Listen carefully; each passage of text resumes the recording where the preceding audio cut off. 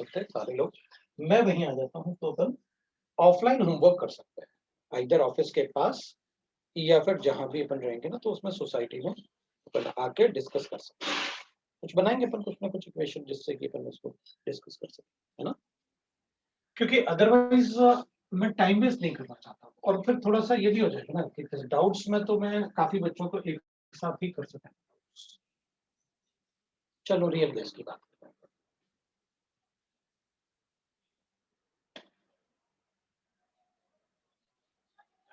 अब ना real gas की बात करेंगे ना, तो अपन कहेंगे देखो भाई सारे ही गैसेस रियल गैस होते हैं, है ना? सारे गैसेस जो होते हैं वो रियल गैस होते हैं। So we'll read that all gases are real gases. All gases.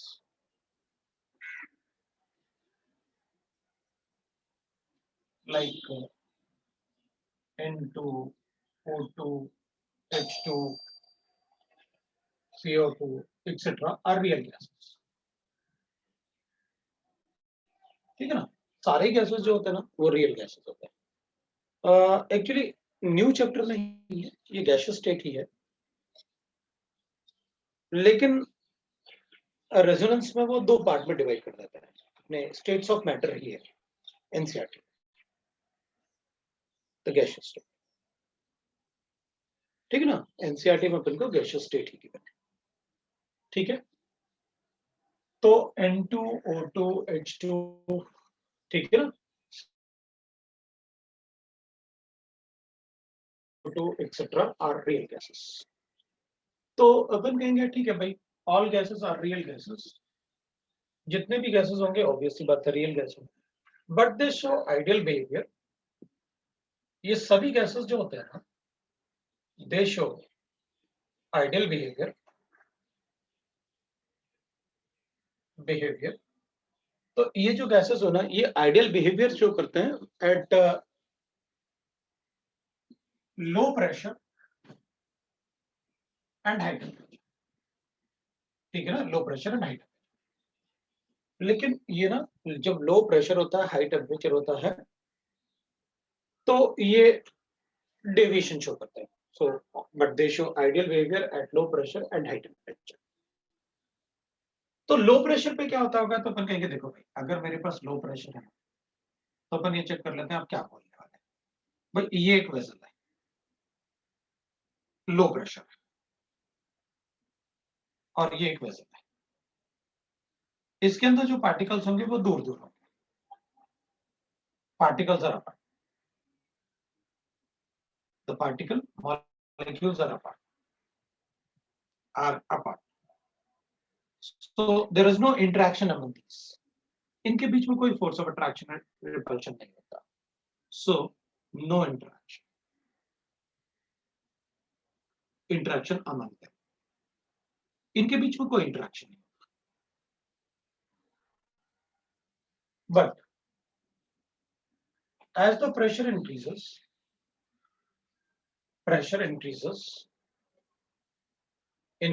and temperature decreases, they start showing a deviation from ideal behavior, showing deviation from ideal behavior.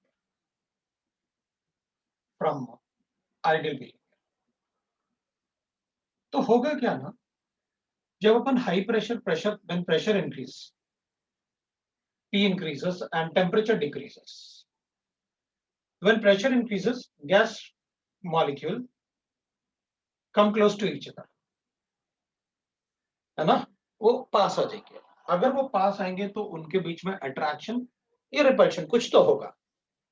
Come close, so attraction take place.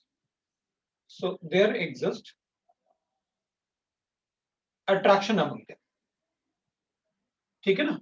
तो particle जब पास आ जाएंगे ना, तो पास आएंगे तो उनमें attraction होगा। तो ये पार्टिकल आपस में एक दूसरे को अट्रैक्ट करेंगे, तो इनके फोर्सेस पे ना, उनका फोर्सेस जो है के का मतलब के तो अपन ने कहीं लिखा ही नहीं है ना? के का मतलब के तो अपन ने कहीं लिखा ही नहीं है, ये तो वैसे लिखा हुआ है। तो so when P increases, pressure को बढ़ाएंगे तो पार्टिकल पास आएंगे, अब पार्टिकल पास आएंगे तो उनके बीच में अट्रैक्शन बढ़ेगा।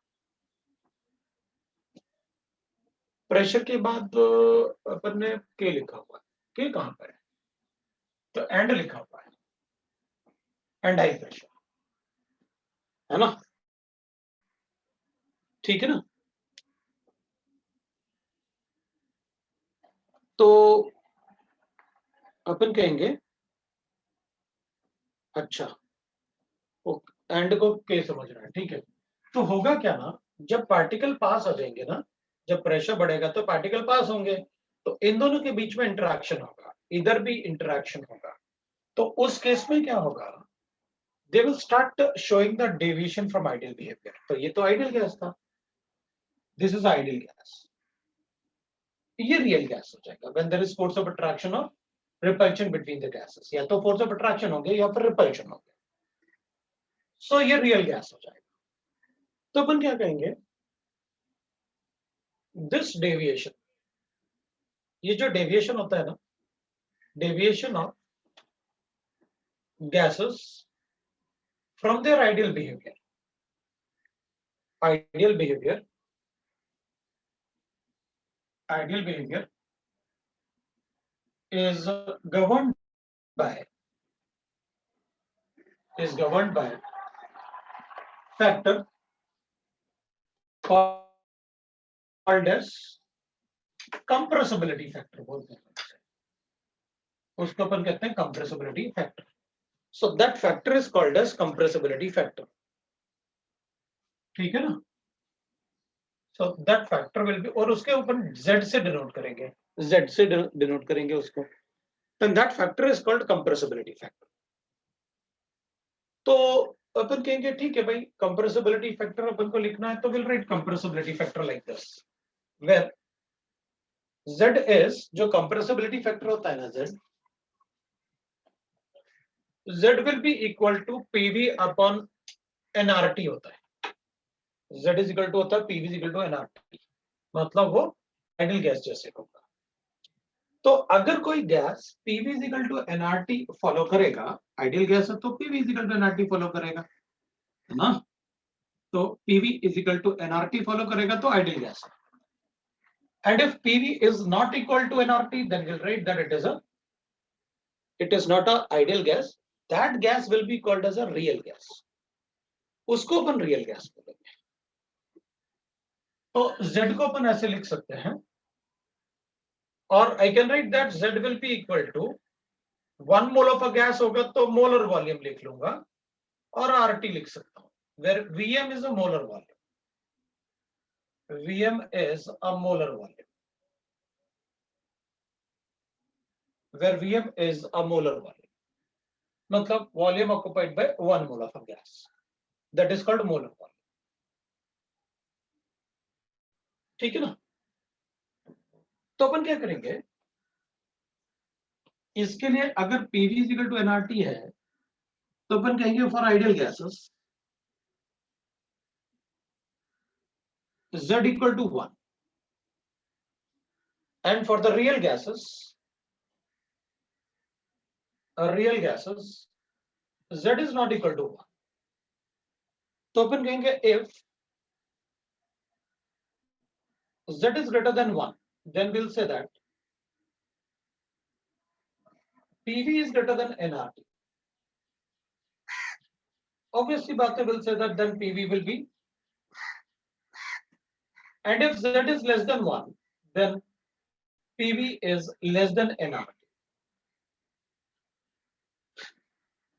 तो ठीक है, वी गॉट दैट कि भाई अच्छा आइडियल गैस होगा तो Z का वैल्यू 1 होगा, और आइडियल गैस नहीं होगा तो Z का वैल्यू 1 नहीं होगा, वो लेस देन 1 भी हो सकता है, ग्रेटर देन 1 भी हो सकता है, वी कैन राइट।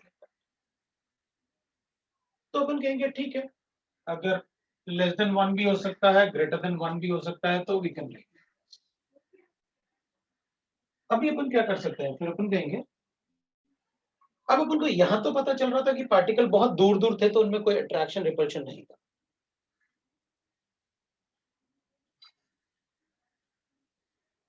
ठीक है ना। तो अपन कहेंगे वो जो ऊपर के लाइन लिखे थे ना 4 लाइन, उसमें ये था कि सारे गैसेस रियल होते हैं, लेकिन जब प्रेशर लो होगा तो ये पार्टिकल बहुत दूर होंगे, तो पार्टिकल में कोई इंटरेक्शन नहीं होता आपस में। अगर आपस में कोई इंटरेक्शन नहीं होता, नो अट्रैक्शन नो रिपल्शन, उसी को तो रियल गैस बोलता है। लेकिन जैसे ही आप अगर अट्रैक्शन रिपल्शन नहीं है, दूर दूर है, तो उसको अपन रियल गैस बोलते हैं। ये लिखा तो है। जब अपन प्रेशर को बढ़ाएंगे तो ये पास आएंगे, और टेम्परेचर को कम करेंगे तब भी ये पास आएंगे, क्योंकि काइनेटिक एनर्जी कम होगी। और अगर ये पास आएंगे तो ऑब्वियस सी बात है, इनमें अट्रैक्शन होगा, अट्रैक्शन होगा तो फिर रियल गैस हो जाएगा वो, क्योंकि आइडियल गैस में पार्टिकल में कोई अट्रैक्शन रिपल्शन नहीं होनी चाहिए। तो पार्टिकल में अट्रैक्शन रिपल्शन नहीं होनी चाहिए, मतलब उनको दूर होना चाहिए, और दूर रहने के लिए वॉल्यूम बड़ा होना चाहिए। वॉल्यूम बड़ा होगा तो प्रेशर कम होगा। वो आपके 4 लाइन थे।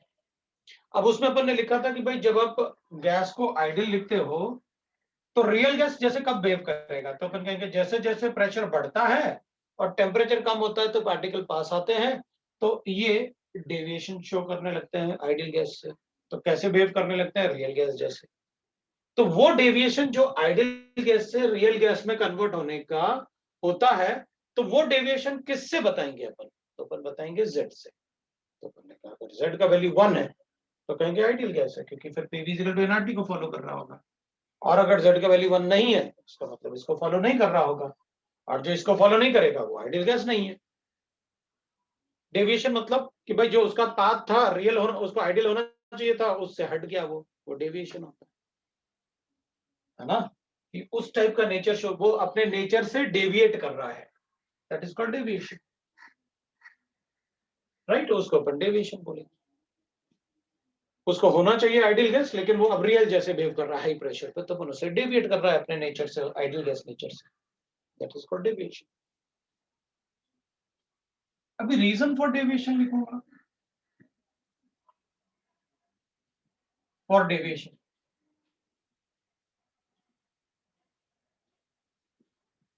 तो अपन कहेंगे भाई रीजन क्या होता है वो डेविएट होने का, तो अपन कहेंगे लिखा तो था आपने, high pressure and low temperature. So when pressure is high and temperature is low, pressure high होता है और टेम्परेचर लो होता है। तो प्रेशर हाई होगा तो पार्टिकल पास आएंगे, टेम्परेचर भी कम होगा तो पार्टिकल पास आएंगे, क्योंकि उनकी काइनेटिक एनर्जी कम हो जाएगी। तो उस टाइम पे क्या होता है, एक तो होता है भाई, एक पॉइंट तो हो जाएगा, एक रीजन तो हो जाएगा, अपन कहेंगे at high pressure and low temperature molecules comes are very close to each other. Upon close भी लिख सकते हैं, are close to each other. So there is force of attraction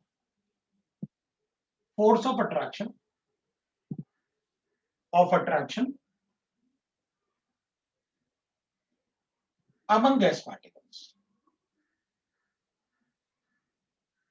जबकि आइडियल गैस में क्या है, फोर्स ऑफ अट्रैक्शन नहीं होना चाहिए। एक तो ये हमारे पास था कि there is force of attraction among the gas particles, ठीक है ना। एक तो इस वजह से डेविएशन आया। दूसरा रीजन क्या था डेविएशन का, तो अपन कहेंगे दूसरा रीजन था the volume occupied by gas particles, occupied by gas particles at low pressure is negligible as compared to at low pressure is not negligible as compared to volume of vessel, is not negligible as compared to volume of vessel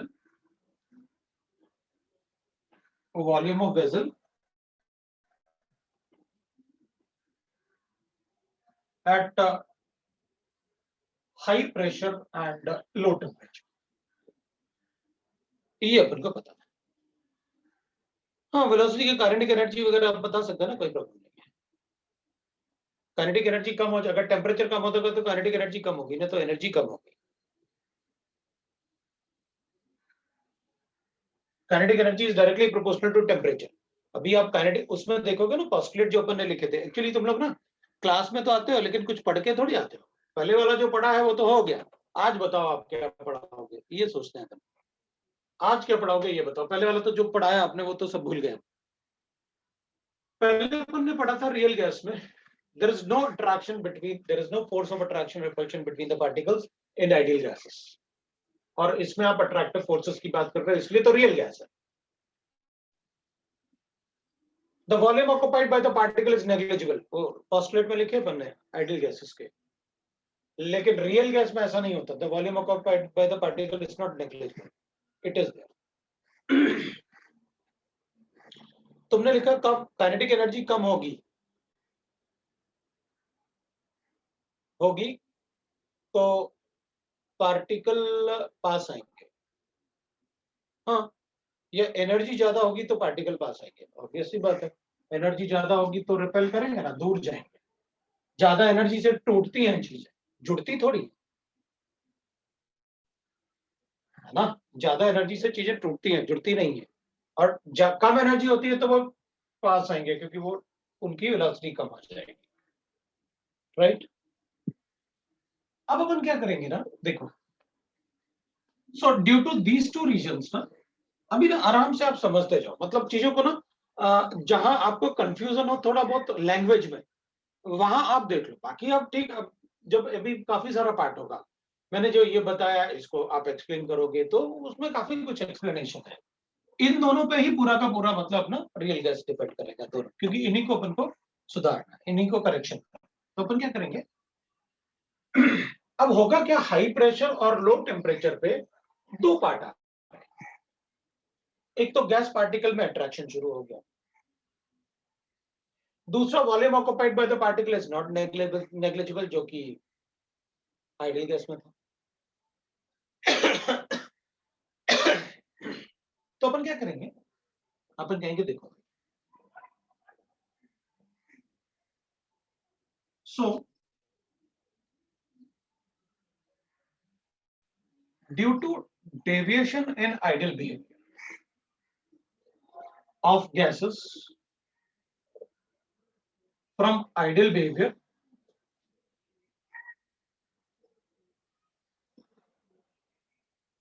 for ideal behavior, we require to make a correction in ideal gas equation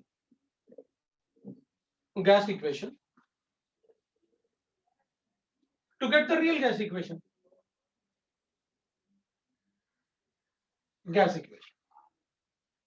तो अपन क्या करेंगे, अपन कहेंगे देखो भाई, हमने अब तक जो पढ़ा वो पढ़ा था PV is equal to NRT,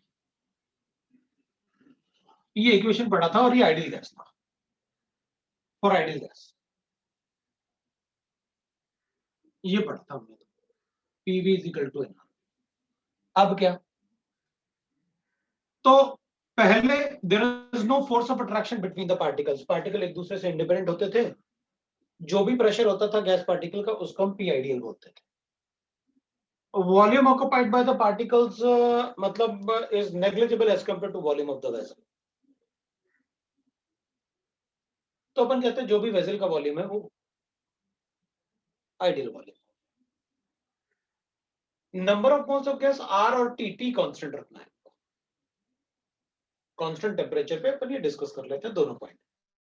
तो अपन क्या करेंगे, इस इक्वेशन में इन दोनों में करेक्शन करते हैं, फिर इस इक्वेशन में वॉल्यूम और प्रेशर करेक्शन को अपन इंक्लूड कर देंगे, क्योंकि देख, या फोर्स ऑफ अट्रैक्शन मतलब प्रेशर करेक्शन करना है, वॉल्यूम की बात कर रहे हो वेसल के, मतलब मुझे वॉल्यूम करेक्शन करना है, वो करेक्शन अपन इसमें सब्स्टिट्यूट करेंगे तो I will get the real gas equation.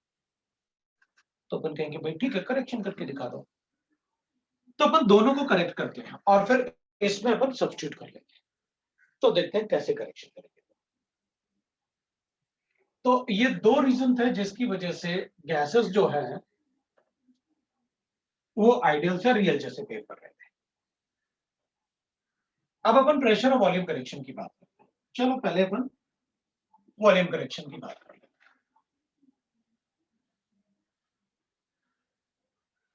तो वॉल्यूम करेक्शन में अपन क्या कहेंगे, देखो भाई, आइडियल गैस जो होते हैं ना वो ऐसे,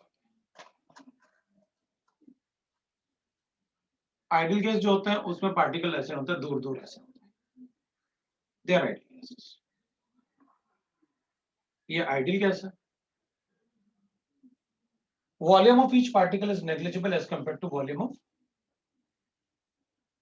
of each particle is negligible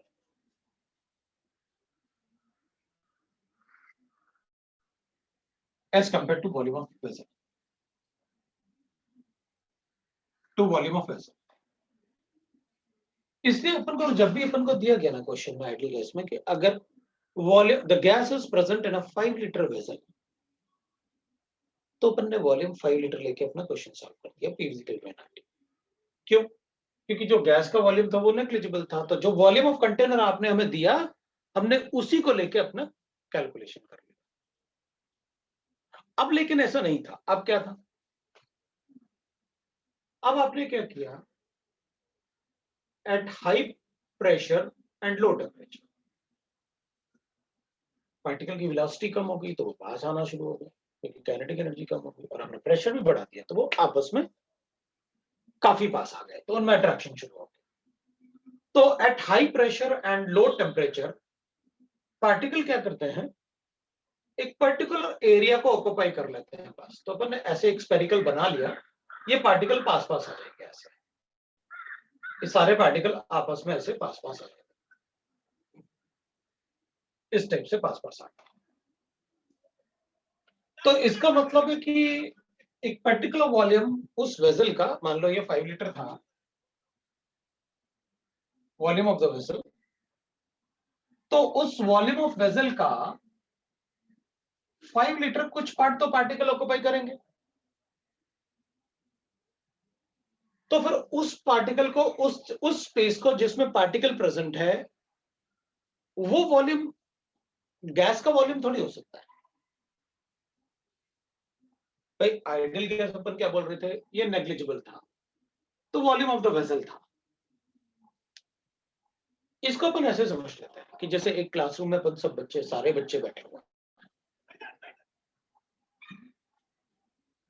ये बड़ा सा क्लासरूम है, उसमें 2-3 बच्चे ही बैठे हुए हैं, अपन कहेंगे भाई उनके वॉल्यूम को नेग्लेक्ट कर दो।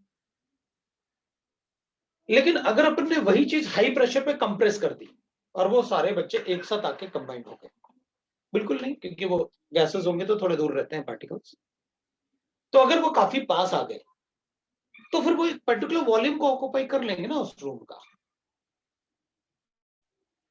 तो फिर वो स्पेस जहां वो बच्चे हैं वहां गैस थोड़ी हो सकता है, क्योंकि वो तो मैटर है ना, जो भी बच्चे होंगे वो तो मैटर होंगे ना, and they will occupy the space. तो अपन कहेंगे अच्छा सर आप ये कहना चाह रहे हो कि आइडियल वॉल्यूम और रियल वॉल्यूम, रियल वॉल्यूम क्या होता है और आइडियल वॉल्यूम क्या होता है, पहले तो ये बता दो आप हमें। रियल वॉल्यूम होता है इस वॉल्यूम ऑफ वेसल,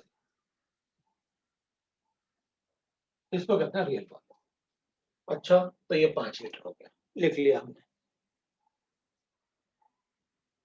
मतलब रियल वॉल्यूम को मैं क्या समझूं, तो मैं आपसे कहूंगा भाई ये एक डब्बा है, इसमें ना गैस है, तो तुम क्या कहोगे, ठीक है जो डब्बे का वॉल्यूम है वही गैस का वॉल्यूम है, this is called a real volume of the vessel. तो आइडियल वॉल्यूम क्या होता है, एक्चुअली आइडियल वॉल्यूम का डेफिनेशन होता है इज कंप्रेसिबल,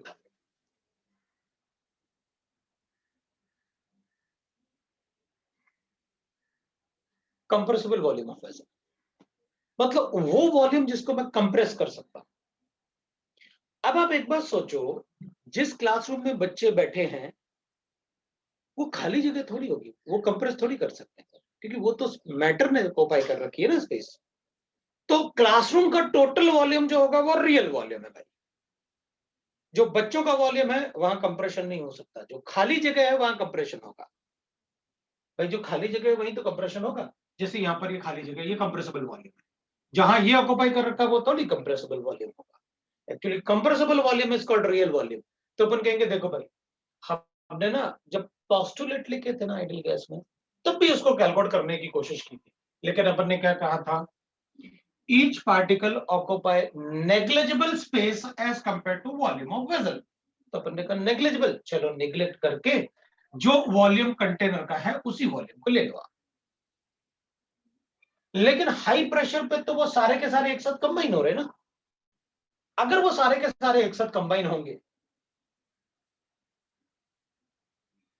तो फिर उनका वॉल्यूम तो मुझे माइनस करना पड़ेगा भाई। फिर उस केस में तो मैं ये कहूंगा कि real volume is volume of the vessel. उनमें से पार्टिकल का वॉल्यूम माइनस करो, that is called volume correction. Particle का वॉल्यूम माइनस करोगे तो कंप्रेसिबल वॉल्यूम आएगा। ये आइडियल वॉल्यूम, ये होगा आइडियल वॉल्यूम। और real volume is volume of the vessel. No doubt अपन कहेंगे अच्छा सर एक बात बताओ, ये पार्टिकल तो गैस का ही है ना, आप उसको क्यों ऐसे एज्यूम कर रहे हैं? हाँ तो डेफिनेशन तो वही है ना कि कंप्रेसिबल वॉल्यूम को बोलना है आइडियल वॉल्यूम, जो वॉल्यूम को अपन कंप्रेस कर सकते हैं। हाँ तो जिस जगह ये हार्ड मास पार्टिकल्स होंगे वो थोड़ी कंप्रेस हो सकते हैं, उनके वॉल्यूम को माइनस करो अगर कैलकुलेट कर सकते हो तो। And that particle, the volume of the particle is calculated by, वो वंडरवॉल कांस्टेंट होता है बी। तो अपन उसको वहां पर लिख लेंगे, अपन सेपरेटली लिख लेंगे ऐसे। So the volume correction is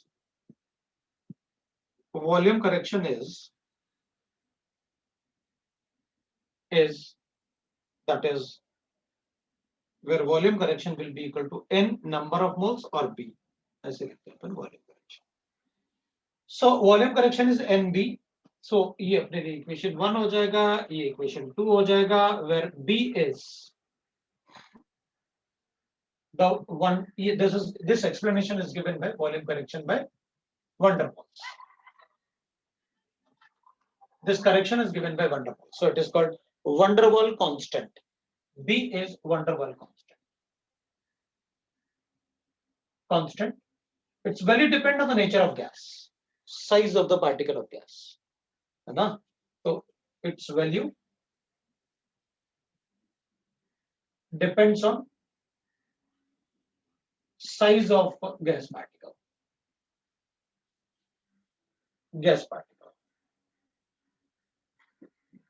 n is number of moles of the gas.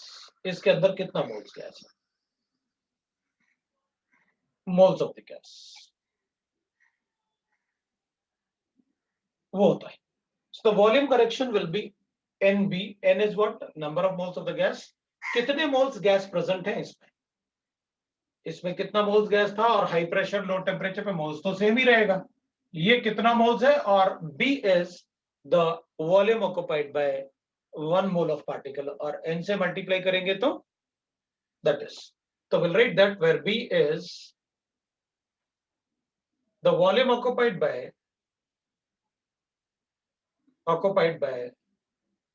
1 mole of gas. तो NB जो होगा that will be n mole of a gas हो जाएगा। B is equal to होता है 4 into 4/3 pi r cube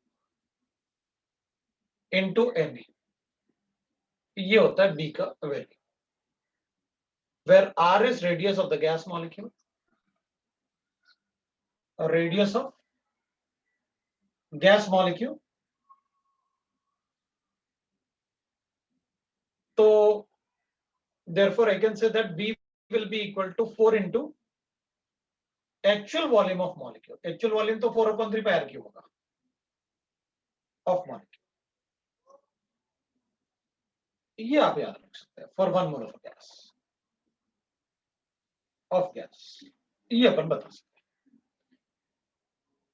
so real gas states of matter का ही continuation है क्या? बिल्कुल बिल्कुल, real gas states of matter का ही कंटिन्यूएशन है, वो स्टेट्स ऑफ मैटर वाले चैप्टर में ही गिवन होगा। तो अपन को एक बात पता चल गया कि जो आइडियल गैस था, जो अपन ने आइडियल गैस इक्वेशन लिखा था अभी थोड़ी देर पहले, इससे पहले, उसमें वी आइडियल का करेक्शन हो गया V real minus n b. मतलब हमें आइडियल वॉल्यूम की जगह ये वॉल्यूम लिखना पड़ेगा। कंटेनर से पार्टिकल का वॉल्यूम माइनस करेंगे तो आइडियल वॉल्यूम आएगा, क्योंकि आइडियल वॉल्यूम जो होता है वो कंप्रेसिबल वॉल्यूम होता है। एक तो आप ये याद रखो कि वॉल्यूम करेक्शन क्या है, दूसरा आप इस इक्वेशन को याद रखो। ये इक्वेशन आपका 3 है और इक्वेशन आपका 4। करेक्शन अपने पास ये आ गया, इक्वेशन 3 रियल वॉल्यूम से अपन ने, भाई जो ये होता है volume of the vessel that is a real volume, volume of the vessel is a real volume, उससे पार्टिकल का वॉल्यूम माइनस करेंगे तो कैसे आएगा अपने पास। तो 4 इंटू 4/3 पाई आर क्यूब इसलिए क्या, वो वंडरवॉल अजम्पशन है। 4 into 4/3 pi r cube actual volume का अजम्पशन, इसलिए अपन को कैसे कहते हैं, राइट। तो उस अजम्पशन को अपन याद रख सकते हैं कि that is a assumption for that, ठीक है ना। तो उसको आप याद रख सकते हो भाई कि क्यों अजम्पशन लिया अपन ने, और अपन बता सकते हैं वॉल्यूम करेक्शन क्या होगा। So that is about the volume correction, we can say that, ठीक है। उसको 4 into 4/3 pi r cube actual volume लेना होता है, द एक्सक्लूडेड वॉल्यूम। तो अब उसको ना बी को मैंने इसलिए नहीं बताया, इसको कैलकुलेशन में मतलब उसको कैलकुलेशन ज्यादा है और उसको समझने का कोई अपन से पूछने वाला तो है नहीं कि भाई कैसे आया वो सब, ठीक है। तो एक्सप्लेनेशन उसमें बहुत ज्यादा होता है और आता कुछ भी नहीं है उसमें, वंडरवॉल के assumptions है सारे के सारे। तो उसके अपने assumption से वो कैलकुलेशन है, राइट। तो will say that this is about the volume correction. तो एक तो अपने पास एक क्वेश्चन आ गया वॉल्यूम करेक्शन से रिलेटेड। दूसरा अपन लिख सकते हैं that is pressure correction, pressure correction. Pressure correction में व्हाट विल हैपन, देखो भाई आइडियल प्रेशर जो होता है वो तो ऐसे होता है, आइडियल प्रेशर कैसे कैलकुलेट करते हैं भी होता है ना।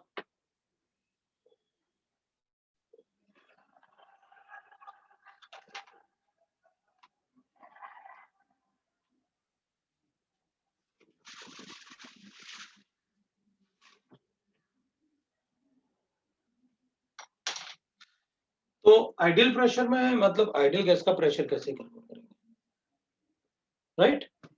होगा भगम, अच्छा। तो वो तो जगाने आता है तुम लोगों को कि तुम लोग जाग रहे हो कि नहीं, है ना। तो ये तो वॉल्यूम करेक्शन था। अब ना इसकी जरूरत नहीं है, मैं चाहता हूं कि इसको भी तुम लोग याद ही कर लो, मतलब b is equal to 4 into 4, इसलिए मैंने ऐसे लिखा 4 times of actual volume. Actually volume of the particle तो ये रहेगा अगर r वो रहेगा तो, ठीक है। तो b का ध्यान रखना। अब प्रेशर करेक्शन में अगर अपन आइडियल गैस को लिखेंगे तो आइडियल गैस का प्रेशर अपन कैसे कैलकुलेट करते हैं, अपन कहते हैं कि भाई जिस स्पीड से ये पार्टिकल इस वेसल पे कोलाइड करेगा तो that will be the ideal pressure. हम उसको बाहर से कैलकुलेट कर लेंगे, न्यूटन पर मीटर स्क्वायर, भाई किस फोर्स से particle wall of the container को हिट करते हैं उससे अपन कैलकुलेट कर लेते हैं what is the ideal pressure, the force by which the particles gas molecule collide with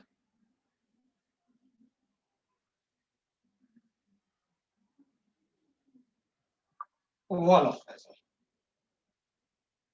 इससे अपन कैलकुलेट करते हैं,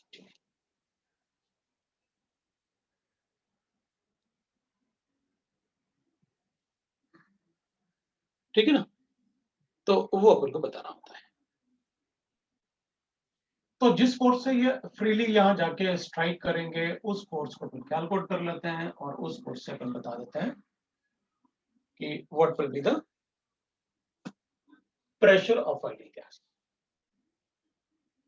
लेकिन जब अपन हाई प्रेशर लिखेंगे ना एंड लो टेम्परेचर, तो हाई प्रेशर और लो टेम्परेचर में क्या होता है, अपन कहेंगे भाई हाई प्रेशर और लो टेम्परेचर पे will have like this, high pressure and low temperature. तो हाई प्रेशर पे particle will be very close to each other. अब पार्टिकल क्लोज होंगे तो उनमें अट्रैक्टिव फोर्सेस होंगे। अगर कोई पार्टिकल अपने चारों तरफ से इक्वली अट्रैक्टेड होता है तो अपन क्या बोलते हैं, जितना फोर्स से इस तरफ अट्रैक्ट हो रहा है उतना ही फोर्स से इस तरफ, तो ये फोर्स कैंसिल हो जाएंगे। जितना ये इधर पुल कर रहा है उतना ही उस तरफ भी उससे पुल कर रहा है, तो वो कैंसिल हो जाएंगे, तो रिजल्टेंट फोर्स जो आता है वो जीरो हो जाता है। तो जो पार्टिकल सेंटर में होते हैं वो तो रिजल्टेंट फोर्स उनके जीरो हो जाएंगे, जो सेंटर में होंगे उनके resultant force will be zero. लेकिन जो पार्टिकल इससे कोलाइड कर रहे होंगे वो तो एक ही तरफ कोलाइड करेंगे ना, वो तो सिर्फ वॉल पे ही अट्रैक्टेड होंगे ना, वॉल पे ही कोलाइड कर रहे होंगे ना। तो अपन क्या अज्यूम करते हैं कि अगर मान लो कोई वॉल है और इस पे कोई पार्टिकल ऐसे कोलाइड कर रहा है, तो इन पार्टिकल को, सिंस जो पार्टिकल होते हैं दूसरे पार्टिकल वो तो पास होते हैं इनके, अगर इनके पास होते हैं तो जब ये ऐसे कोलाइड करने जाता है तो ये पार्टिकल इसको अंदर की तरफ पुल करता है, ऐसे अंदर की तरफ पुल करता है वो पार्टिकल उसे अंदर की तरफ पुल करेगा।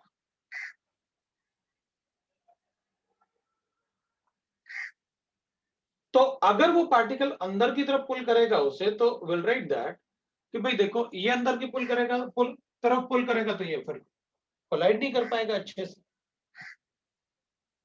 तो अपन कहेंगे देखो भाई जो कोलाइड करेगा उसके बाद अंदर वाला पार्टिकल उसे इनवर्ड पुल की तरफ, अंदर की तरफ उसको पुश कर रहा होगा, ऐसे पुल करेगा ऐसे।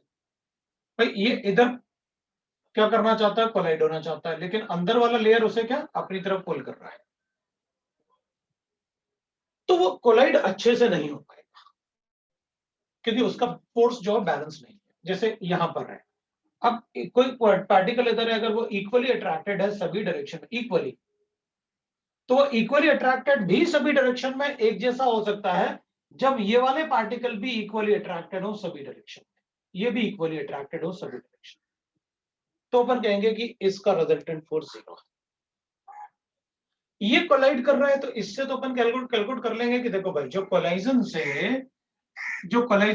वो आता है, मतलब अपने पास जो कोलाइड करने के बाद जो प्रेशर आता है उसको अपन कहते हैं आइडियल प्रेशर, इसको अपन कहते हैं आइडियल प्रेशर।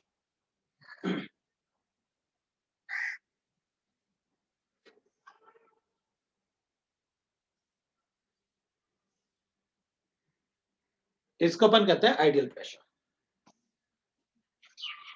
तो फिर लेकिन अगर ये इसको इस तरफ पुल करेगा तो फिर ये आइडियल नहीं हो पाएगा, collision on the wall of the container से तो अपन आइडियल प्रेशर, लेकिन अगर ये इनवर्ड पुल होगा तो आइडियल नहीं हो पाएगा प्रेशर। तो फिर यहां पर क्या होगा कि collision on the wall of the container से तो आप बोल सकते हो कि ये प्रेशर यहां पर कितना आ रहा है, लेकिन वो आइडियल नहीं हो पाएगा। क्यों? क्योंकि फिर तो ये अपन कहेंगे भाई आइडियल प्रेशर इसलिए नहीं है क्योंकि आइडियल मतलब आइडियल होना चाहिए, तो ये तो भाई रियल हो गया कि रियलिटी में इतना ही प्रेशर आया। तो अपन कहेंगे जितना फोर्स है ये अंदर की तरफ अट्रैक्ट हो रहे हैं, अनबैलेंस्ड फोर्स हो रहे हैं, अगर मैं इन फोर्सेस को ऐड कर दूं तो भाई ये हो गया हमारे लिए रियल प्रेशर। ये तो सिर्फ अंदर की तरफ अट्रैक्टेड था ना, बाहर तो कुछ था ही नहीं।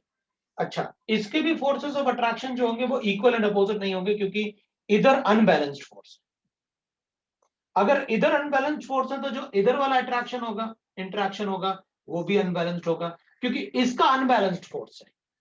तो ये ज्यादा अनबैलेंस्ड होगा इस वाले से। क्यों? क्योंकि ये ऐसे पार्टिकल से इंटरेक्टेड है जो सिर्फ अंदर की तरफ पुल हो रहा है, ये कम से कम ऐसे पार्टिकल से इंटरेक्टेड है जो सभी तरफ पुल हो रहा है।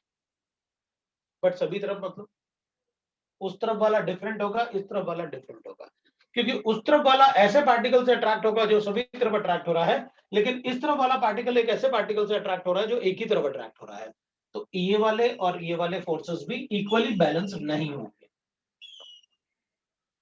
तो बैलेंस नहीं होंगे तो अपन कहेंगे देख भाई इसका भी बैलेंस नहीं हो रहा फोर्स, इसका भी बैलेंस नहीं हो रहा फोर्स, तो फिर उनको कंसिडर कर लो। तो कंसिडर कैसे करेंगे? तो अपन कहेंगे देखो भाई ये अजम्पशन ले रहे हैं अपन कि भाई जितने पार्टिकल्स वॉल पे कोलाइड कर रहे थे उतने ही पार्टिकल्स उसे अंदर से डिस्टर्ब कर रहे थे और उतने ही पार्टिकल इस लेयर में भी डिस्टर्ब कर रहे थे। तो अपन को पता है pressure is directly proportional to density and density is depends on what volume. So density V is equal to होता है mass upon volume. तो अपन इसको प्रोपोर्शनल टू लिख देते हैं इनवर्सली प्रोपोर्शनल टू वॉल्यूम।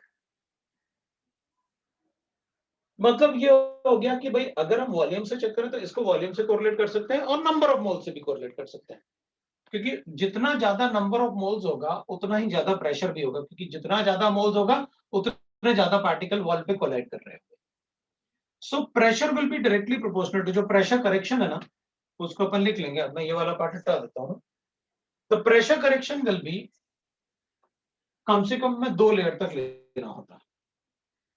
एक लेयर का pressure correction inversely proportional to volume, ये भी इनवर्सली प्रोपोर्शनल टू वॉल्यूम, और यहां पर कितने मोल्स गैस है वो भी लेना पड़ेगा अपन को। तो multiply by this this will be कम से कम में ये फॉर द फर्स्ट लेयर और ये इस सेकंड लेयर के लिए। बाकी ये वाला लेयर जो कोलाइड कर रहा है वो तो रियल प्रेशर है। तो अपन कहेंगे भाई ठीक है, प्रेशर जो हमारे पास होगा आइडियल प्रेशर, जो आइडियली आना चाहिए था वो कितना आना चाहिए था, real pressure plus pressure correction. इसमें अपन सब्स्टिट्यूट करेंगे तो अपन कहेंगे ठीक है भाई, रियल प्रेशर तो हमने यहां से पता लगा लिया कि रियल प्रेशर है कितना, जितना ये वॉल पे कोलाइड करके आएगा उसे मैं बाहर से न्यूटन पर मीटर स्क्वायर कैलकुलेट करके ये आ जाएगा मेरा। इसको कैसे कैलकुलेट करूंगा, तो अपन कहेंगे pressure correction will be equal to, pressure correction जो है वो इन दोनों के डिफरेंट अट्रैक्शन की वजह से ही तो हो रहा है। तो अपन कहेंगे हाँ, तो अपन कहेंगे ठीक है, उनको कंसिडर कर लो आप, n upon v into n upon v, so that will be pressure correction will be कितना आ जाएगा अपने पास, directly proportional to n square upon v square. एक प्रोपोर्शनलिटी कांस्टेंट ले लेते हैं, जैसे उसमें b लिया था प्रोपोर्शनलिटी कांस्टेंट, ऐसे इसमें वो कहते हैं कि आप a ले लो proportionality constant. So pressure correction will be equal to a n square upon v square आ जाएगा। This is the pressure correction. इसको कहते हैं अपन pressure correction, where a is a van der Waals constant for pressure correction or attraction, where A is the van der Waal constant for pressure correction.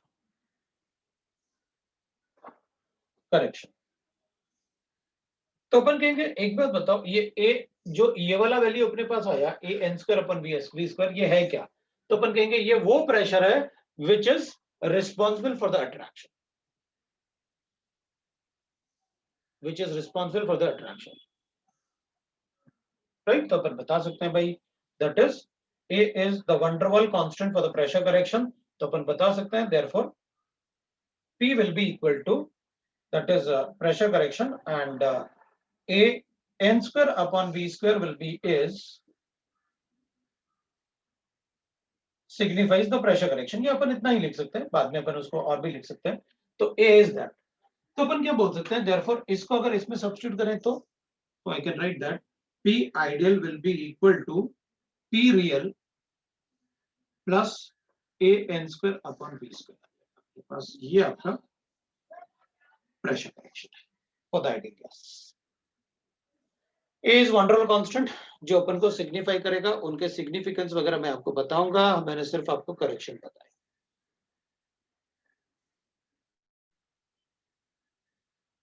ठीक है, तो ठीक है, we can write like that.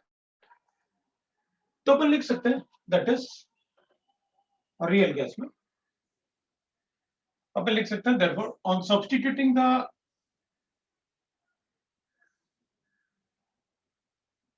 the volume correction and pressure correction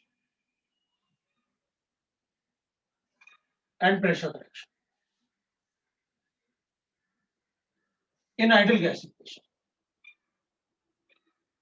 इसको अपन ideal gas equation में substitute कर लेते हैं, है ना। On substituting in the ideal gas equation we get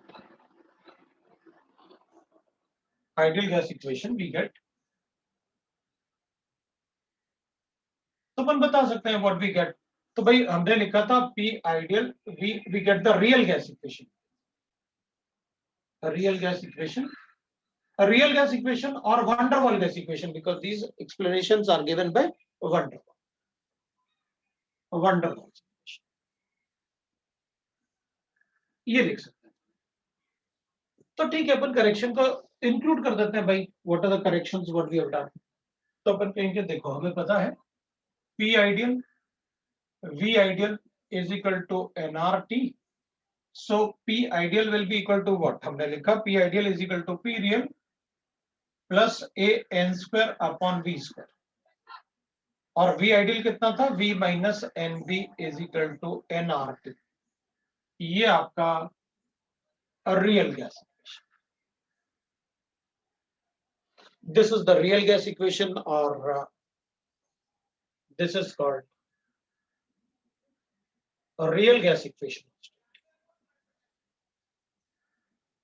state. तो इसके बेसिस पे अपन रियल गैसेस को एक्सप्लेन करेंगे।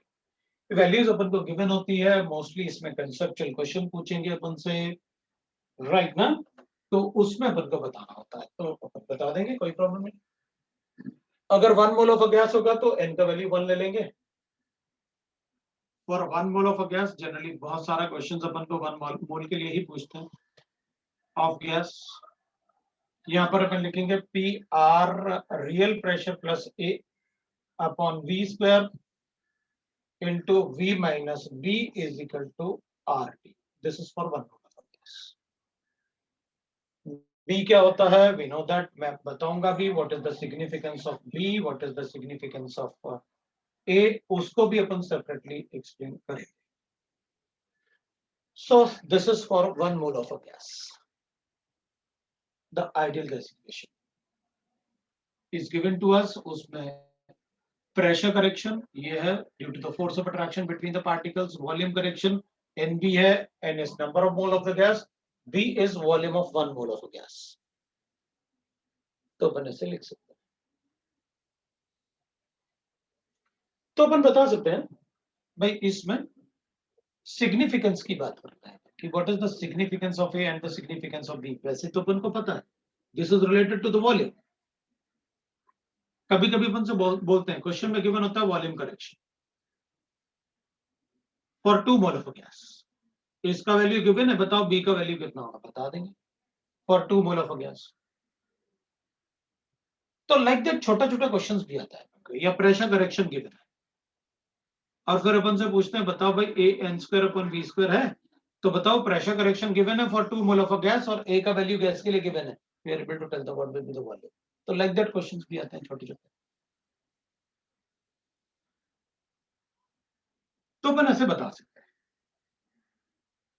अब अपन इस इक्वेशंस में पहले अपन ये चेक कर लेते हैं कि ठीक है, रियल प्रेशर मतलब, अब प्रेशर रियल का मतलब होगा जिस फोर्स से पार्टिकल इस पे कोलाइड कर रहे थे वो रियल प्रेशर,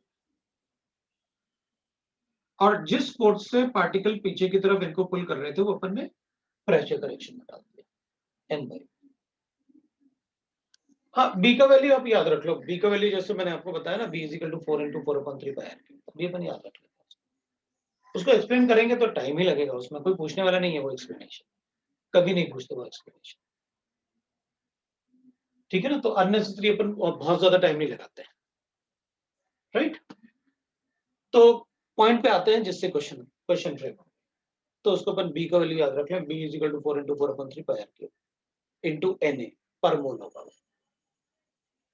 तो अपन ने कहा देखो भाई, पहले तो फ्रीली कोलाइड कर रहे थे पार्टिकल, पहले तो पार्टिकल फ्रीली कोलाइड कर रहे थे। आइडियल प्रेशर और रियल प्रेशर का सीधा सीधा मतलब एक ही है भाई। आइडियल प्रेशर का मतलब हो गया जैसे आइडियल पंच होता है, अपन ने किसी को मारा और पूरी ताकत से मारा जितना अपनी ताकत, तो वो अपना आइडियल पंच है। लेकिन जब अपन किसी को मार रहे थे ना, कोई पीछे से रोक दिया हाथ को, तो फिर वो अपना आइडियल पंच नहीं है। रियलिटी में उसे कितना लगा वही अपना रियल पंच है, तो रियलिटी में कितना कोलाइड किया वही अपना रियल पंच। तो फिर जितने फोर्स से अपने रियल पंच को उसने स्टॉप किया था, अगर मैं उस फोर्स को ऐड कर दूं तो ये अपना रियल पंच था जो कोलाइड किया वॉल पे, और जिस फोर्स से ये अंदर की तरफ अट्रैक्ट हुए थे उसको ऐड कर देते हैं, तो टोटल क्या बन गया, रियल पंच बन गया। तो वही तो अपना real punch plus ideal force of attraction दोनों को ऐड किया तो मेरा आइडियल पंच बन गया। आइडियल वॉल्यूम क्या होता है? तो अपन ने कहा था आइडियल वॉल्यूम मतलब डेफिनेशन चेंज हो गई थी अपनी। आइडियल वॉल्यूम मतलब कंप्रेसिबल वॉल्यूम। हाँ भाई, तो फिर अपन कहेंगे अगर किसी वॉल्यूम में से हम पार्टिकल का वॉल्यूम कैलकुलेट कर पाए तो माइनस करके बताऊंगा what will be the empty space, because empty space will be called as compressible volume.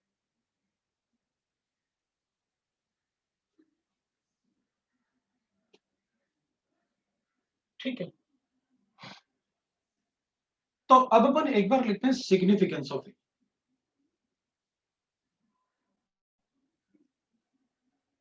One two one constants.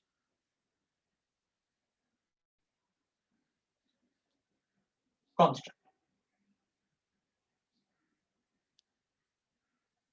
तो अपन ए की बात करते हैं और बी की बात।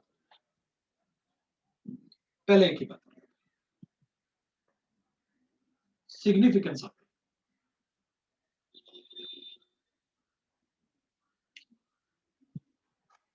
ए n square upon b square, n तो नंबर ऑफ मोल्स है, तो ए अपॉन बी स्क्वायर जो था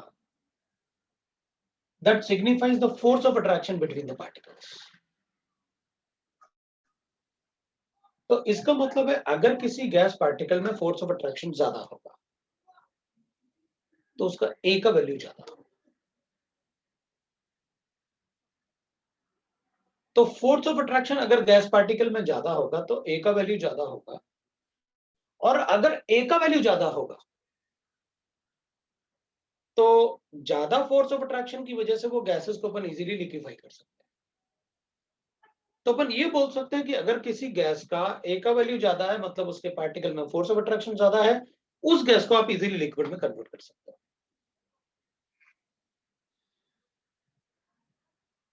so force of attraction among gas particles, gas particle is directly proportional to value. Wonderful.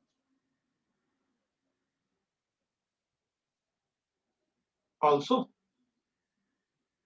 ease of liquefaction of gases.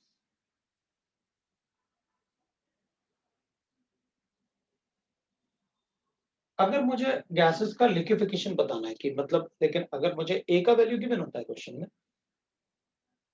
तो अगर आप मुझे ए के वैल्यू दे दो तो जिस गैस में ए का वैल्यू ज्यादा होगा उसके पार्टिकल्स में फोर्स ऑफ अट्रैक्शन ज्यादा होगा, वो इजीली लिक्विफाई हो जाएंगे।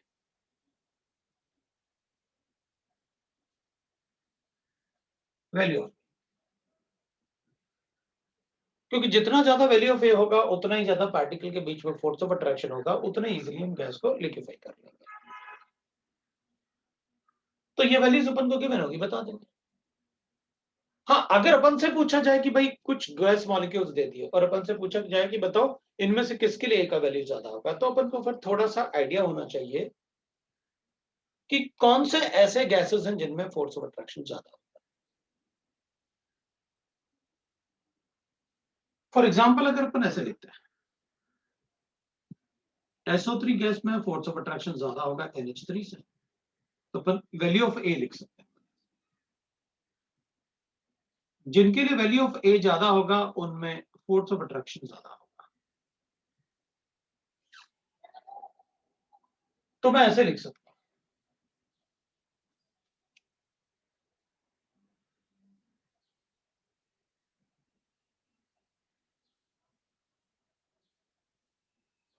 ऐसे बता सकता हूं।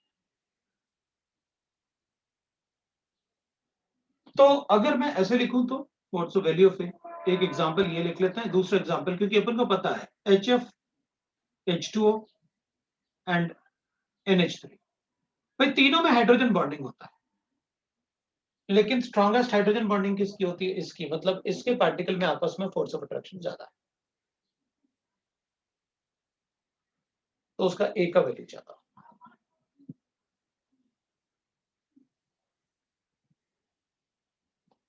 अगर कोई नॉन पोलर मॉलिक्यूल्स है, जैसे नॉन पोलर में अपन लिखते हैं ना, हीलियम हो गया, ये सभी मोनोएटॉमिक है, तो फिर अगर सभी मोनोएटॉमिक है तो सरफेस एरिया पर डिपेंड करता है force of attraction, van der Waals forces. फिर उन पे डिपेंड करेगा सरफेस एरिया। जितना बड़ा सरफेस एरिया उतना ज्यादा फोर्स ऑफ अट्रैक्शन होता है पार्टिकल्स में, उतना ही ज्यादा ए का वैल्यू होगा। मतलब मैं ये बता सकता हूं किसको लिक्विफाई करना ज्यादा इजी है।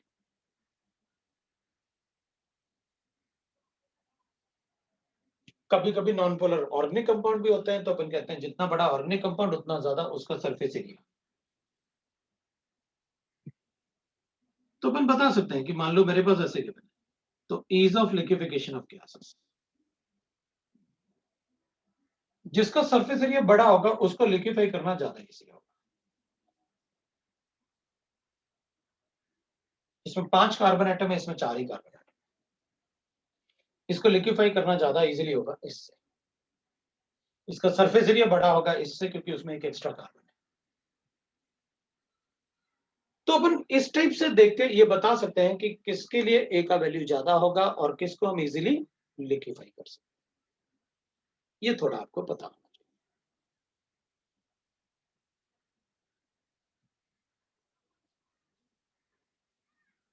तो a will signify the force of attraction between the gas particle. तो ए का जो सिग्निफिकेंस होगा that will be the force of attraction between the gas particle, वो ए का सिग्निफिकेंस है।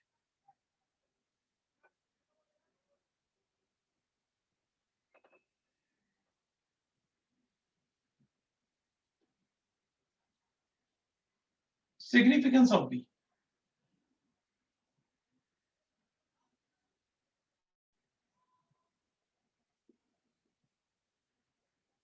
Value of b signifies the size of molecule. जैसे इसमें force of attraction, value of a signifies the force of attraction between the molecule, signifies the size of molecule, or we can write that volume of molecule, volume or size of molecule, इनको signify करेगा।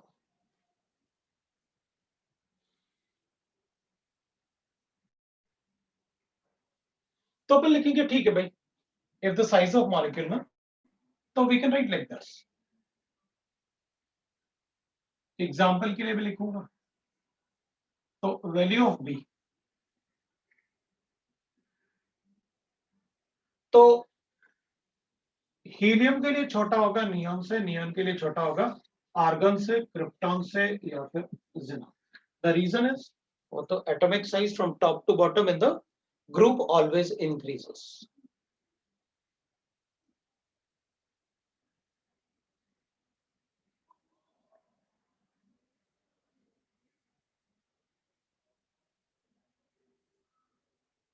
एक अपन ऐसे बता सकते हैं। अब कभी कभी ऐसे भी हो सकता है, मान लो अपने पास ऑर्गेनिक कंपाउंड ऐसे, तो अपन कहेंगे ये दोनों तो एक जैसे हैं, लेकिन अगर इसमें कोई एक्स्ट्रा कार्बन प्रेजेंट है तो अपन कहेंगे ऑब्वियस सी बात है इसका साइज बड़ा होगा। तो अपन ऐसे साइज में बता सकते हैं।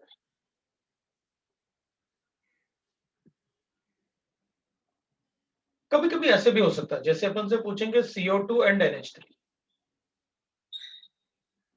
और पूछेंगे दोनों में साइज किसका बड़ा होगा, तो अपन कहेंगे देखो भाई CO2 तो लीनियर होता है और NH3 तो टेट्राहेड्रल होता है।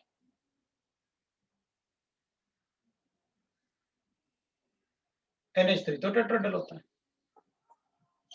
तो अपन दोनों को बना के देखेंगे भाई, इसमें क्या होगा, टेट्राहेड्रल ऐसे हो जाएगा और इसमें अपन को क्या कंसीडर करना पड़ेगा, ये पूरा कंसीडर करना पड़ेगा स्फेरिकल, ऐसे सी। नो डाउट ये लीनियर शेप है, लेकिन मुझे अज्यूम तो स्फेरिकल ही करना पड़ेगा ना, क्योंकि मॉलिक्यूल्स हैव स्फेरिकल शेप, ये तो अपन को पता है, तभी तो अपन ने 4/3 पाई आर क्यूब किया। तो अगर अपन चेक करेंगे इसका लीनियर और उसके बाद इसके लोन पेयर भी है अभी, तो जिनको अपन ने अभी बनाया नहीं क्योंकि उसका लोन पेयर कंसीडर किया, तो इनके भी लोन पेयर कंसीडर करो, इनके भी लोन पेयर कंसीडर करो। तो लोन पेयर वगैरह सारे कुछ आने के बाद, ये लोन पेयर वगैरह आने के बाद अगर आप देखोगे तो इसका साइज बहुत बड़ा होगा उससे। जबकि अपन को क्या लग रहा था कि ये तो लीनियर होता है, वो तो स्फेरिकल टेट्राहेड्रल होता है, लेकिन लीनियर है, कंसीडर तो दोनों को ही करना पड़ेगा ना। स्फेरिकल शेप, स्फेरिकल शेप तो हमें दोनों के ही कंसीडर करना पड़ेंगे। तो इसका साइज तो ऐसे कंसीडर, बहुत बड़ा साइज हो जाएगा, इंक्लूडिंग लोन पेयर्स। तो ये ए और बी के वैल्यू वैसे तो हमें क्वेश्चन में गिवन होते हैं, शायद ही अपन से कभी अगर कंपेयर करेंगे तो इस टाइप से अपन से कंपैरिजन करवाएंगे तो अपन बता सकते हैं कि व्हाट इज द कंपैरिजन। तो हमें ये पता चल गया कि भाई ए क्या सिग्निफाई करेगा, फोर्स ऑफ, अगर वैल्यू ऑफ ए हमें गिवन है तो हमें force of attraction between the particles given है, मॉलिक्यूल गिवन है। तो जितना ज्यादा वैल्यू ऑफ ए होगा उतना ही ज्यादा उनके बीच में अट्रैक्शन होगा, जितना ज्यादा पार्टिकल के बीच में अट्रैक्शन होगा उतना ही मुश्किल उन्हें सेपरेट करना होगा, जितना मुश्किल सेपरेट करना होगा उतना ही ज्यादा उनका बॉइलिंग पॉइंट भी होगा। मतलब a can be directly related to the boiling point and b size of molecule को सिग्निफाई करेगा बस। B will signify the size of molecule. We can write like this.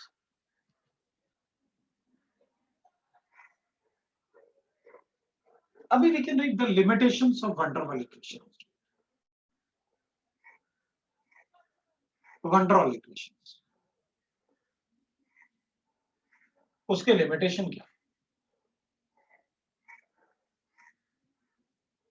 एक लिमिटेशन तो है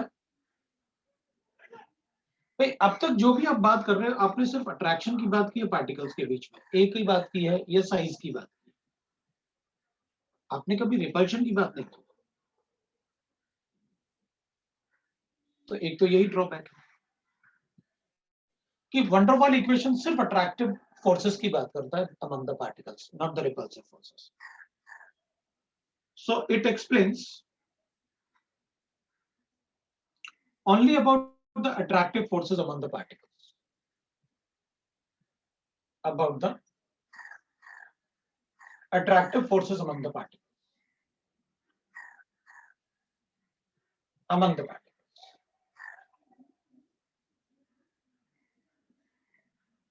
and no explanation about repulsive forces, about repulsive forces.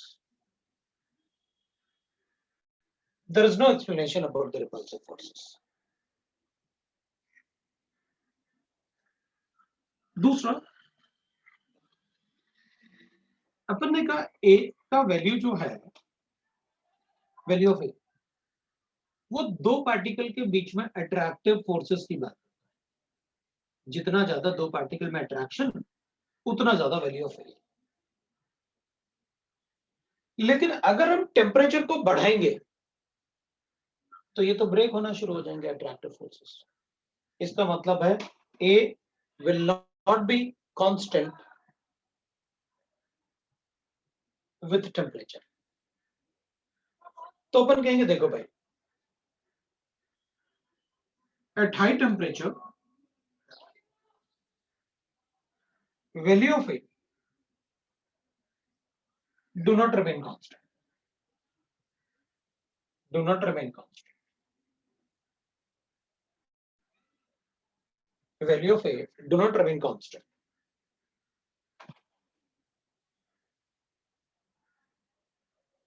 So the equation is applicable only for certain range of temperature and pressure.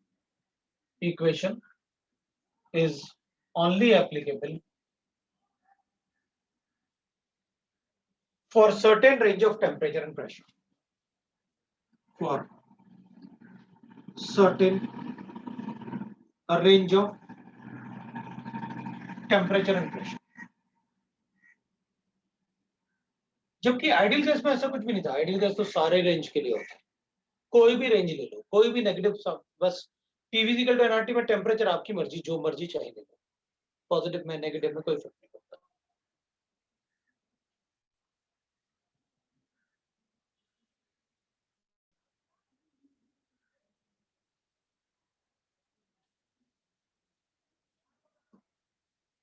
So at high temperature, value of A doesn't remain constant. So the equation is only applicable for a certain range of temperature and pressure.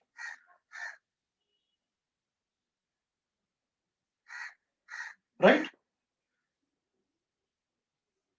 Next we can write is,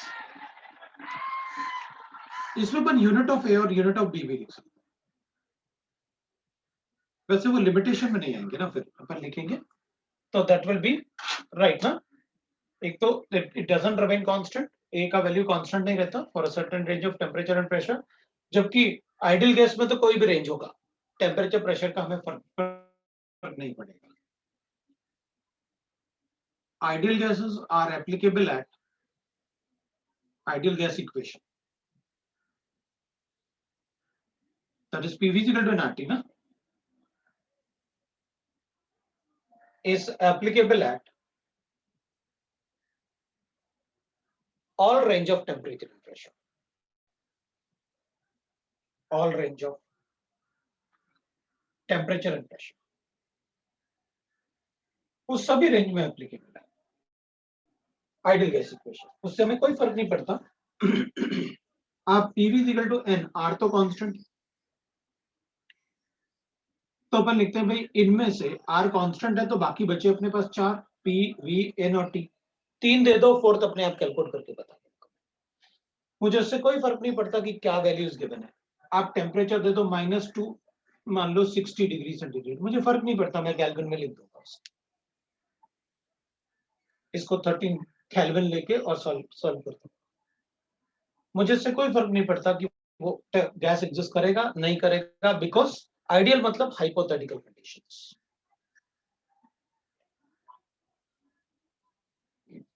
और ideal gas का मतलब हो गया कि when there is no attraction और repulsion among the gas particles. तो अपन ने आइडियल गैसेस पोस्टुलेट भी पढ़े काफी सारे उनके बारे में, वेलोसिटीज भी चेक किए, most probable velocity, average velocity, RMS velocity, सारा पार्ट अपन ने डिस्कस किया। तो अब अपन ने क्या पढ़ लिया, हमें रियल गैस इक्वेशन पता चल गया कि कौन सा गैस इक्वेशन है जो रियल गैसेस फॉलो करेंगे। तो that is about that, will say that the limitations of ideal gas equation. अपन को ना यूनिट भी पढ़ लेना चाहिए, unit of a and b. तो ये तो लिमिटेशन था, एक बार मैं unit of a and b भी चेक कर लेते हैं थोड़ा सा, क्योंकि कभी कभी अपन को यूनिट पूछेंगे तो अपन को पता होना चाहिए। तो ऐसे नोट करके, यूनिट ऑफ ए, तो ए तो अपन ने कैलकुलेट किया था प्रेशर करेक्शन से, है ना, प्रेशर करेक्शन उससे कैलकुलेट किया था a n square upon b square. तो अपन इसको, ये तो अपन को पता है कि भाई प्रेशर करेक्शन ये होता है, तो अपन लिख सकते हैं ना a will be equal to P V square upon n square. तो अपन बता सकते हैं ए का यूनिट क्या होगा, प्रेशर के लिए एटमॉस्फेयर लिख लेते हैं, वॉल्यूम के लिए लीटर स्क्वायर लिख लेते हैं, और नंबर ऑफ मोल्स के लिए मोल्स पर स्क्वायर, ये यूनिट ऑफ ए है क्या, that is the unit of.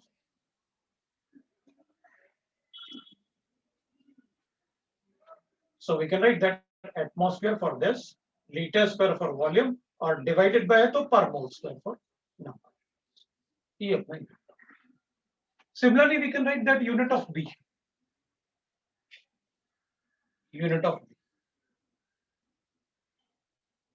Unit of B पे अपन क्या लिखेंगे? That is volume correction. बनाया था ना, volume correction is equal to NB. अगर NB होगा तो अपन लिखेंगे B will be equal to V upon N, और V क्या होगा, लीटर्स होगा और नंबर ऑफ मोल्स पर मोल, तो ये अपने पास B का यूनिट हो जाएगा। तभी तो अपन B का वैल्यू ऐसे लिख रहे हैं, पर मोल होता ना, मतलब एक मोल का वैल्यू। ये तो 4/3 4 पाई आर क्यूब क्या हो गया, एक्चुअल वॉल्यूम से 4 टाइम्स एक मॉलिक्यूल को लेना है, और मल्टीप्लाई बाय एन है ताकि मैं पर मोल लिख लूं। तभी तो अपन को पता है ना बी में पर मोल, तो बी का जो भी वैल्यू होगा वो एक मोल के लिए होगा, तो लीटर पर मोल लिख सकते हैं, बिल्कुल अपन लिख सकते हैं, राइट। किसी को डाउट नहीं, तो ये यूनिट्स हो जाएंगे। अब जितना अपन ने पढ़ा ना अब तक, चाहे वो आइडियल गैस के बारे में हो या रियल गैस के बारे में हो, अब एक बार अपन रियल गैस से उस पार्ट को डिस्कस करेंगे कि रियल गैस कब बिहेव करेगा और आइडियल गैस कब बिहेव करेगा। तो किसी भी गैसेस को आइडियल गैस या रियल गैस बिहेव करने के लिए क्या कंडीशंस होंगी और वो कैसे बिहेव करेगा वो देखते हैं, इसको लिख लेना। तो अपन चेक कर लेंगे व्हाट आर द कंडीशंस, है ना। तो आइडियल गैस में जो भी पढ़ाया मैंने आपको वो सारा पार्ट मैं यहाँ यूज करूंगा और उसके बेसिस पे अपन एक्सप्लेनेशन देंगे। तो आप देखो भाई कैसे करना है, तो अपन चेक करते हैं उसको, ठीक है ना। अब अगर मान लो अपन लिखेंगे, दैट इज अपन लिखने वाले हैं that is applications for real gas equations, या characteristics of real gas equation भी लिख सकते हैं, characteristics of real gas equation, ठीक है। अभी बी का वैल्यू जैसे ये होता है ना, तो ये ऐसा नहीं कि मैंने नहीं पढ़ाया, ऑलमोस्ट सभी जगह अपन पढ़ते हैं, लेकिन तुम लोग क्या करते हो कि भाई अपना ना बैच थोड़ा पीछे ही चल रहा है। अब तक अपन को रियल गैस खत्म करके केमिकल इक्विलिब्रियम ऑलमोस्ट एंडिंग पे आना चाहिए, लेकिन तुम लोग होमवर्क भी नहीं करके लाए, इसलिए भी थोड़ा टेंशन ज्यादा होता है। और फिर उसके बाद क्या होता है ना कि कभी कोई बैच मिस करेगा, कोई भी कोई बैच मिस करेगा। मुझे सारे बच्चे याद रहते हैं कौन कब किस क्लास में है ना। तो वो मुझे याद रहता है कि कौन किस क्लास में था और कौन नहीं था, ठीक है। फिर वो बीच बीच में आके पूछेंगे सर हमको ये बता दो, ये बता दो। तो भाई देखो, वो तभी बताया जा पाएगा जब डाउट डिस्कशन हो, वरना आप समझने की कोशिश करो। बेटर है कि क्लास कभी मिस मत करो, तो मैं आपको बार बार भी बोलता हूँ, ठीक है ना। तो उसमें डाउट क्लासेस में आप पढ़ो बिल्कुल। अभी आपके टेस्ट चल रहे हैं, उसके बाद डाउट क्लासेस होंगे, तो आप डाउट क्लास में पूछो, बिल्कुल डाउट क्लास होंगे। डाउट क्लास करने के लिए ही तो मैं वहां शिफ्ट होने की सोच रहा हूँ कि आपके डाउट क्लास हो जाए, वरना डाउट क्लास के लिए तो बड़ा मुश्किल हो जाएगा ना फिर, है ना।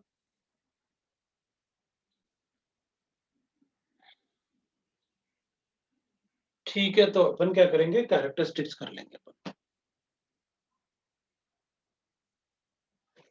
चलो शुरू करते हैं।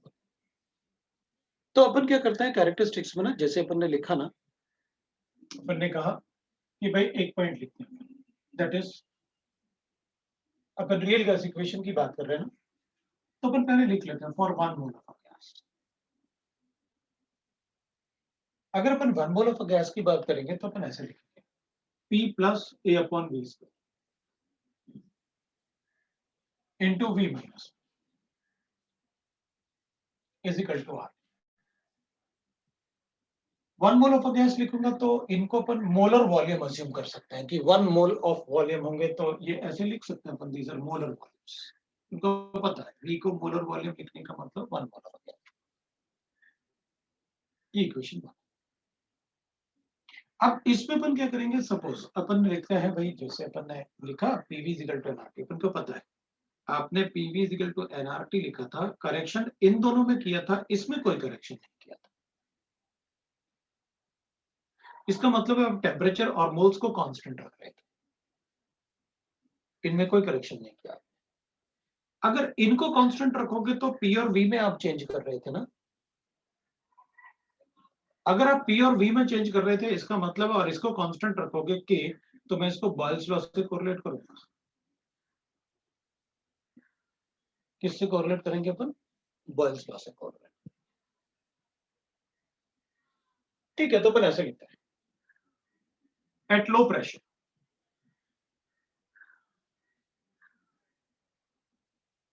ठीक है ना। अगर अपन लो प्रेशर की बात करें तो at low pressure what will happen. तो अभी कितना टाइम हो गया अपना, 55 के आसपास हो गया। तो फिर इसको मतलब अपन यही रुक जाते हैं, फिर आप लोग होमवर्क कर लो अपना। मैं इसलिए यही रुक जाता हूँ बिकॉज इसको ना, इसमें मुझे कम से कम 5 से 6 पॉइंट डिस्कस करने हैं, और वो पूरा चैप्टर वापस डिस्कस हो जाएगा, सारी चीजें। तो वो एक कंटिन्यूएशन में होंगे तो बेटर होगा। तो अपन आज यही चलेगा। तो नेक्स्ट वीक आपके एग्जाम खत्म हो जाएंगे। नेक्स्ट वीक आपके एग्जाम कब खत्म हो रहे हैं, या किसी के शुरू हो रहे हैं, पता नहीं। चलो ठीक है, तो आज तो अपन इतना ही पढ़ते हैं, खत्म हो गए। हाँ, तो अपन क्लासेस थोड़ी ज्यादा इंक्रीज कर सकते हैं। फाइनल को टाइम है, शुरू होंगे, पोस्टपोन हुआ है। हाँ, तो एग्जाम पोस्टपोन हुआ है, तब तो अपन ज्यादा क्लासेस कर सकते हैं। अच्छा, अप्रैल के एंड में होंगे, तो ठीक है, फिर मैं थोड़ा ज्यादा क्लासेस बढ़ाता हूँ नेक्स्ट वीक। तो नेक्स्ट वीक में थोड़े ज्यादा क्लासेस कर लेंगे, ठीक है। चलो फिर आज इतना ही करते हैं। Thank you.